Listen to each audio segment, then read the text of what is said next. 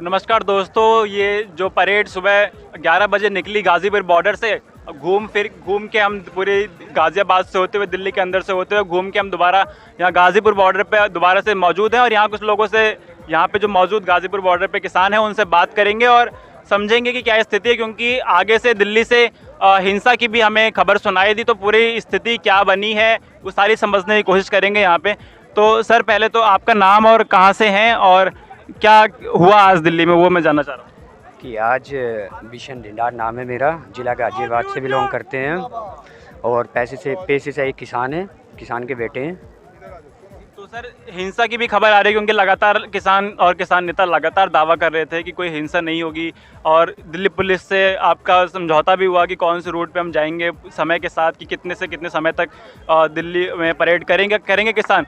लेकिन उसके बाद भी हिंसा की जो खबर लाल किला से और ITO से आई, उसके बारे में थोड़ा जानना चाह रहा हूँ। ये तो आंदोलन को बदनाम करने की सरकार की एक साजिश है। कुछ लोगों को रास्ते से भटका दिया गया, रास्ते का जो रूट था वो डाइवर्जन कर दिया गया और कुछ लोग गलती से वहाँ पे पहुँच गए थे और उनको बलपूर्वक उनका दमन करने की कोशिश की गई। नहीं तो किसानों ने किसी भी बॉर्डर पे देख लीजिए, कहीं भी देख लीजिए, लोगों का, किसानों का एक जन सैलाब था, वो बहुत ही शांतिपूर्ण तरीके से वो निकला है। लेकिन जो जैसी भी जो आ रही है, जो खबरें जो हैं वो मीडिया में प्रचार करने की कोशिश, वो प्रचार किया जा रहा है, वो सिर्फ एक किसान आंदोलन को बदनाम करने का एक षड्यंत्र है।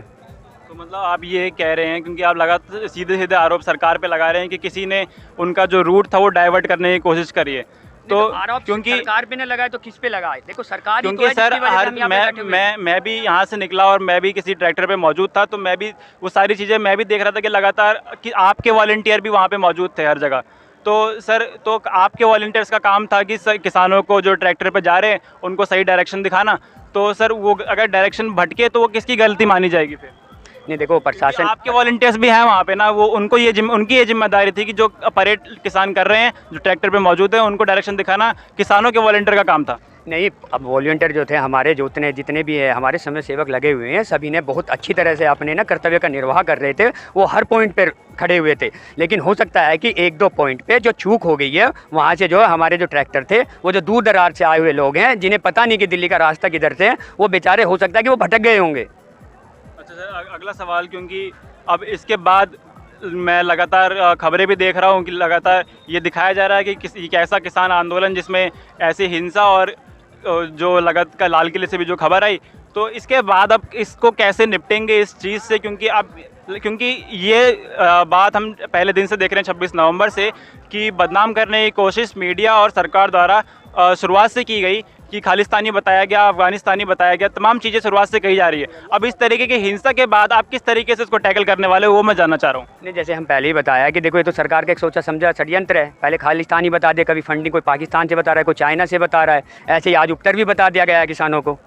किसान तो सिर्फ अपने हक की लड़ाई के लिए यहाँ पे सीमाओं पे बैठा हुआ है। किसान देखो, अपने घर बार को छोड़ के, अपनी फसल को छोड़ के वो यहाँ बॉर्डर पे, यहाँ सीमाओं पे बैठा हुआ है। वो सिर्फ किस लिए? सिर्फ अपने हक के लिए।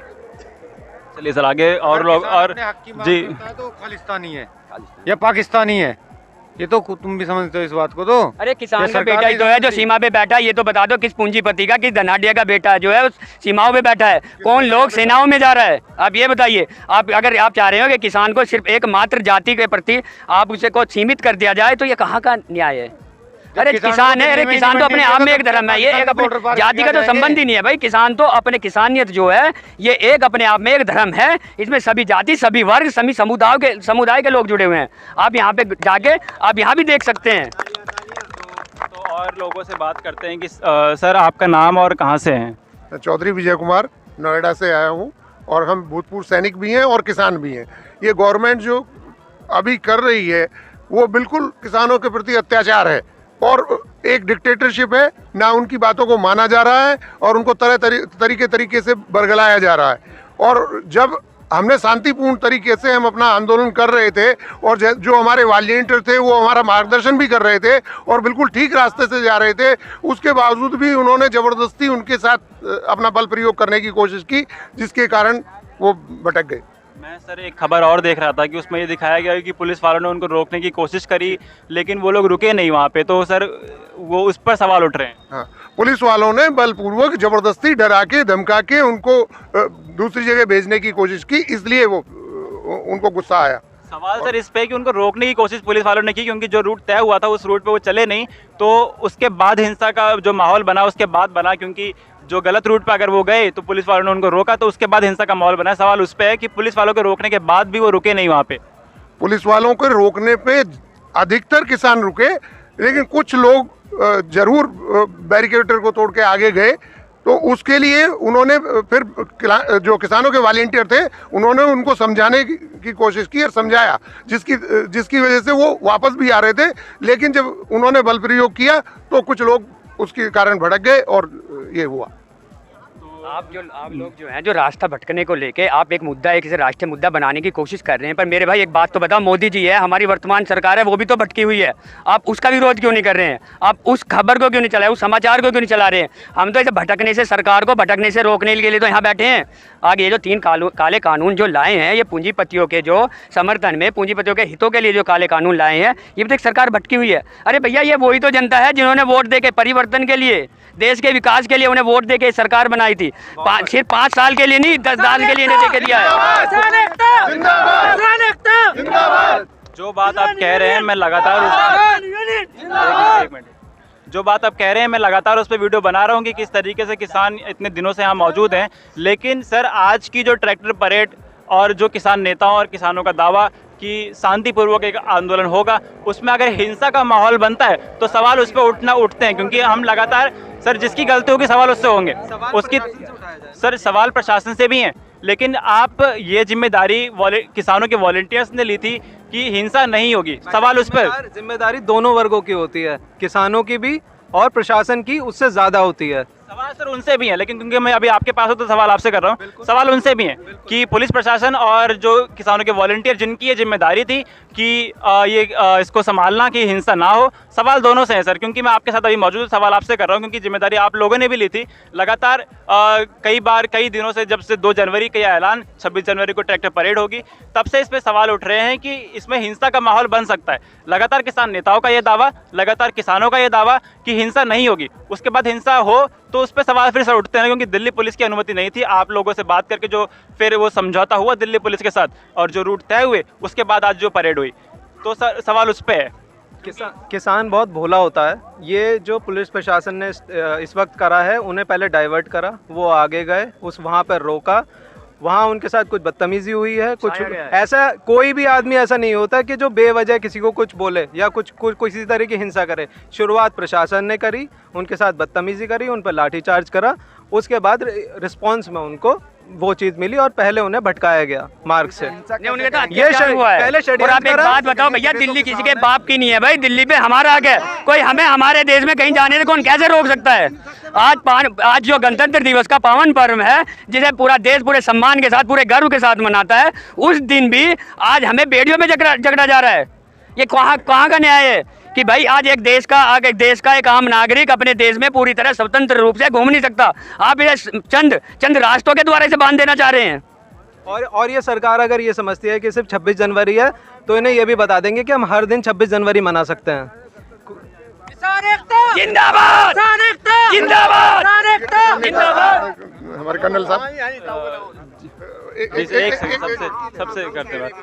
जी सर, क्या नाम है आपका? हमने वोट दिया अजब सिंह, अजब सिंह। ऐसा है, हम आज़ाद हैं, कहीं भी जा सके, ना हमें अनुमति लेनी ना कुछ लेनी। इनकी गैल गड़बड़ करी गई, हम ठीक है तो रूस है। हम लाल किला इन्हें बेच दिया।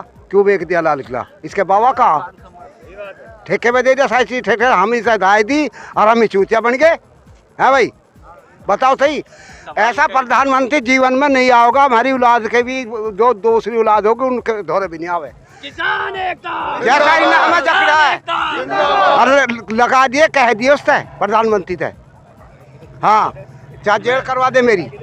मैं सर ये मेरा सवाल, क्योंकि झगड़ा नहीं करा, मैं वही था, उन्होंने करा। मैं ट्रैक्टर में था, उनमें ट्रैक्टर में था, लेन में था, मैं आया बैठ कर दूसरे। मैं भी था सर उसी में। हाँ, उसमें था। फिर ऐसा क्यों करेगा हमारी गैल? हम तो कहीं भी जा सके, रूट क्यों दिया गया हमें बार बार? हम हंसते से मरा रहे हैं। बता हम क्या कर रहे? 3 महीने 2 महीने हो गए हम पड़े हैं। हम दिल्ली में भीतर भी नहीं बढ़ सकते, इनका बाहर जाओ, बाहर के फायदा है।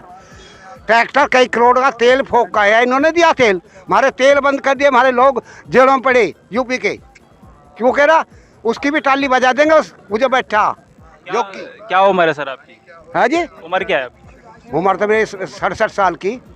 चलिए तो आगे आप लोगों से बात करते हुए समझेंगे कि क्योंकि जो हिंसा के बाद जो माहौल बन रहा है तो वो किसानों के विरोध में मेरे को जाता हुआ नजर आ रहा है। सवाल इसलिए मैं कर रहा हूँ क्योंकि अब इसके बाद आप इससे कैसे उभरेंगे, तो मैं वो जानना चाह रहा हूँ। भाई ये तो कुछ ही कर दो, हम तो अंदर जाने वाले नहीं बस। क्योंकि इससे पहले भी आप लोगों के ऊपर सवाल उठ रहे थे कि फंडिंग हो रही है बाहर से, पाकिस्तानी खालिस्तानी। अब हिंसा के बाद कैसे इसको संभालेंगे? कितना है?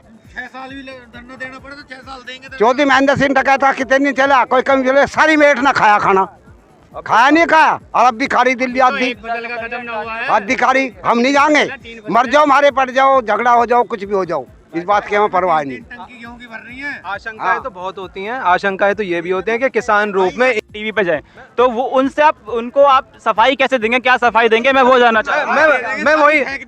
मैं वही चीज़ कह रहा हूँ। किसान अपने आप में इतने दिनों से शांति से बैठा हुआ है, तो वो किसी भी तरह की हिंसा में विश्वास नहीं रखता। इन्हीं के लोग किसानों के बीच में आके किसानों के आंदोलन को बदनाम करने की कोशिश कर रहे हैं। तो सर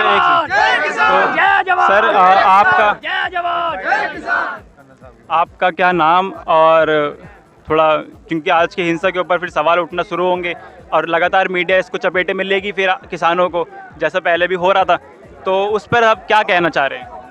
मैं colonel Sudhir Chaudhary, general secretary Paschim Pradesh Nirman मोर्चा।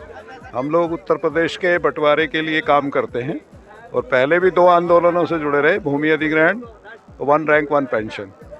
तो जो भाई अभी बात कर रहे थे, देखो सबसे पहला सवाल तो ये है कि जो भी हिंसा हुई या कोई भी नुकसान हुआ वो गलत है, उसकी हम लोग सपोर्ट नहीं करते उसको, लेकिन उसकी जिम्मेवारी किसकी है? सरकार के पास में सारा अमला है, पुलिस भी है, पैरामिलिट्री फोर्सेस भी हैं, और उन्होंने जगह जगह बैरिकेड लगा रखे थे, बसें भी लगा रखी हैं जैसा आप पिक्चरों में देख रहे हो।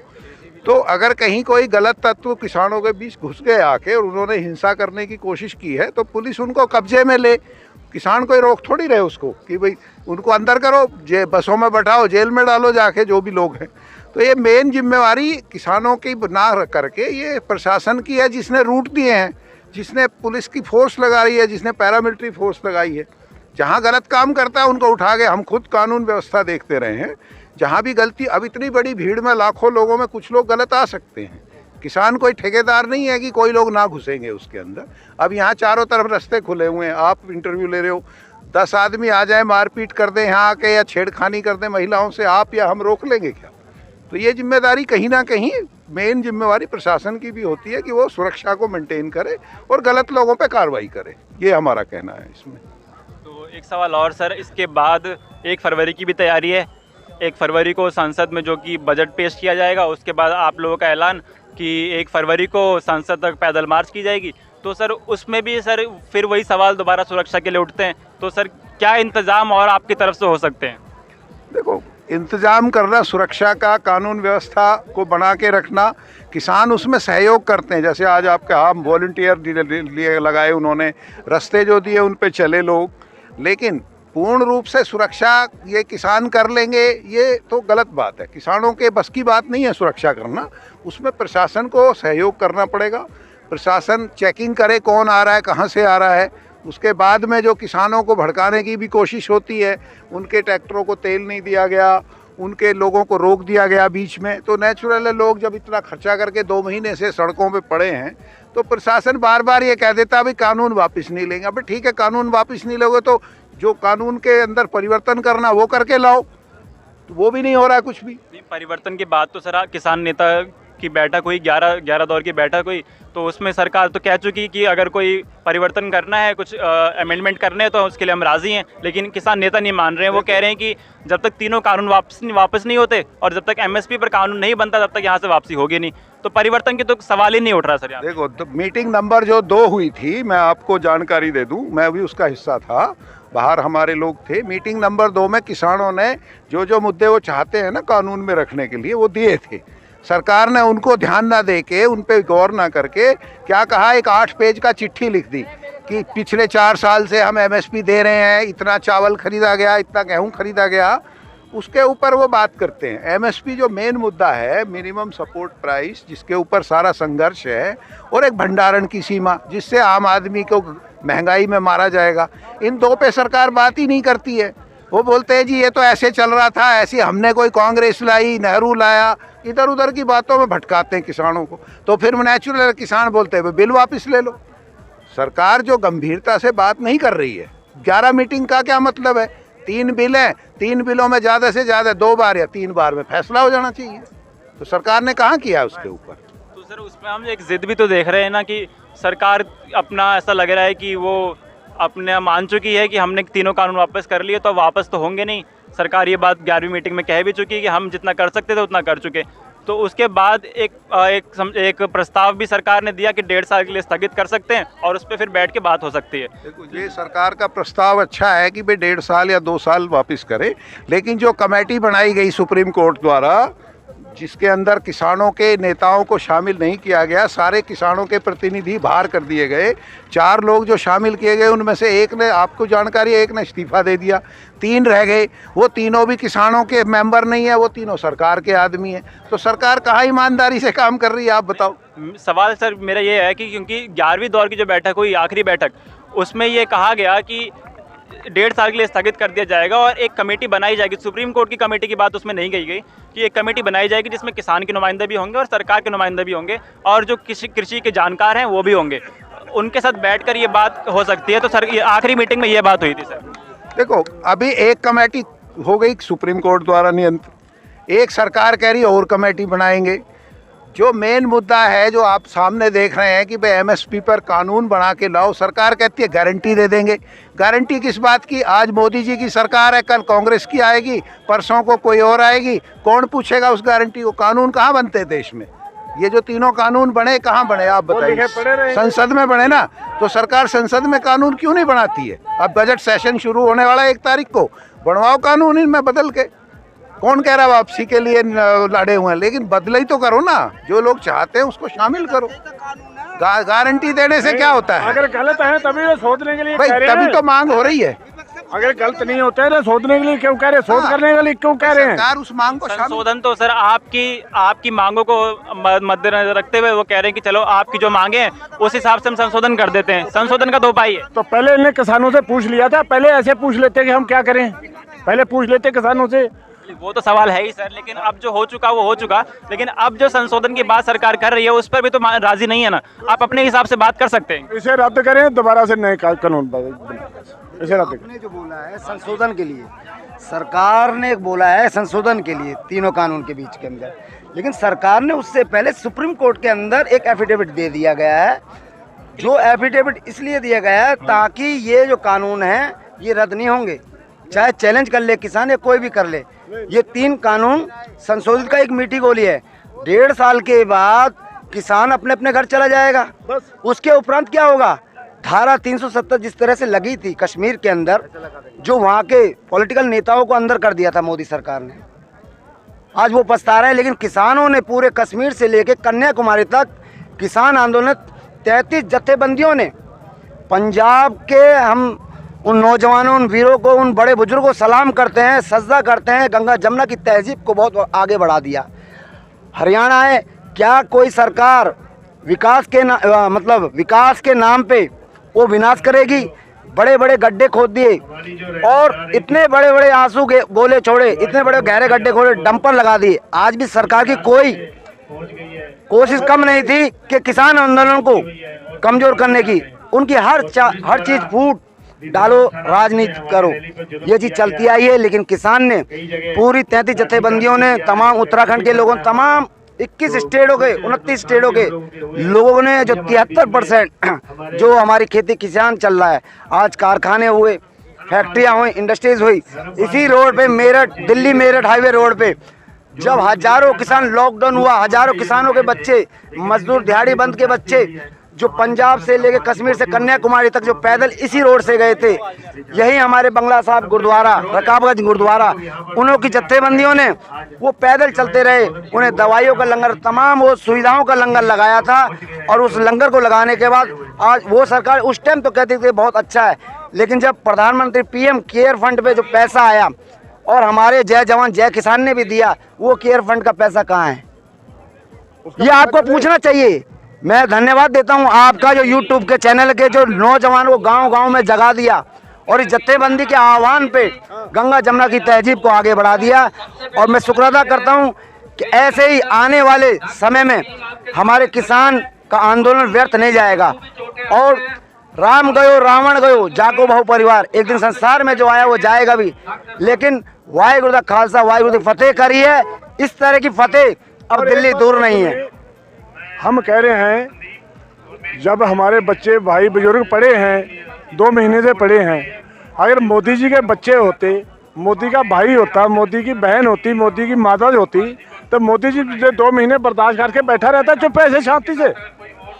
मोदी जी ऐसे बैठे रहते चुपचाप, जैसे बैठे आज किसी काश्तकार की सुनी, किसान की किसी सुनी है, बेशर्मी से एक दफा किसी शहीद का नाम भी नहीं लिया, उसका दुख प्रकट भी नहीं किया उन्होंने, कुछ करा किसी का कुछ नहीं सुना उन्होंने। ये ऐसे पैसे प्रधानमंत्री को क्या करना हमें। तो एक सवाल यार, मेरा ये एक सवाल कि हर शुरुआत से ये सवाल चल रहा है, जैसे कि सभी लोगों ने यहाँ पे बात करी कि संशोधन की बात नहीं होगी, 1 तारीख को मार्च भी है। तो मेरा सवाल ये है, शुरुआत से मैं यही सवाल मैं कई हर वीडियो में कर चुका कि कब तक सर, कब तक चलेगा जी।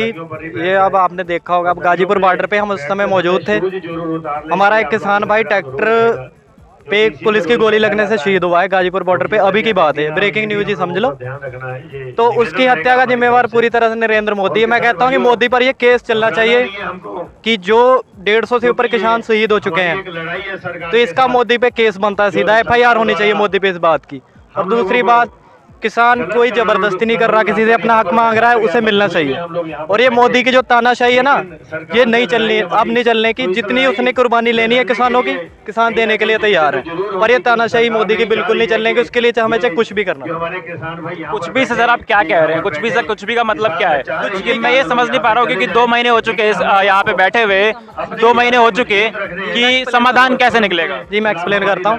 कुछ भी का मतलब ये है कि ये चाहता है कि किसान सब मर जाएं और ये पूरा देश अंडानी अंबानी को मिल जाए, यही चाह रहा है मोदी।